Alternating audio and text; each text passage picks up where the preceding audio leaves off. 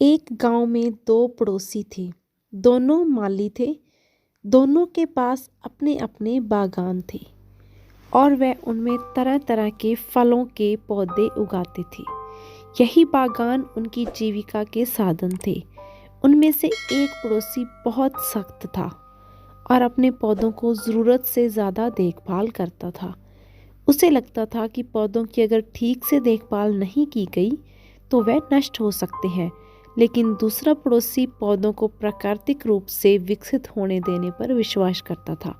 वह पौधों की उतनी ही देखभाल करता था जितने की उन्हें आवश्यकता थी, लेकिन वह अपने पौधे के तनों और टहनियों को काट छांट ना करके अपनी मनमर्जी दिशा में बढ़ने देता था। इससे वह स्वाभाविक रूप से विकसित होते थे।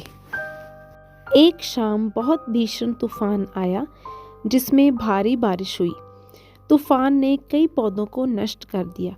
अगली सुबह जब सख्त पड़ोसी उठा तो उसने पाया कि उसके सारे पौधे उखड़ गए और बर्बाद हो गए।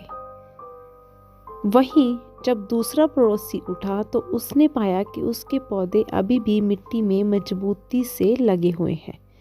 इतने तूफान के बावजूद रिलैक्स पड़ोसी के पौधे खुद ही चीज़ों का प्रबंधन करना सीख गए थे, इसलिए उसने अपना काम किया।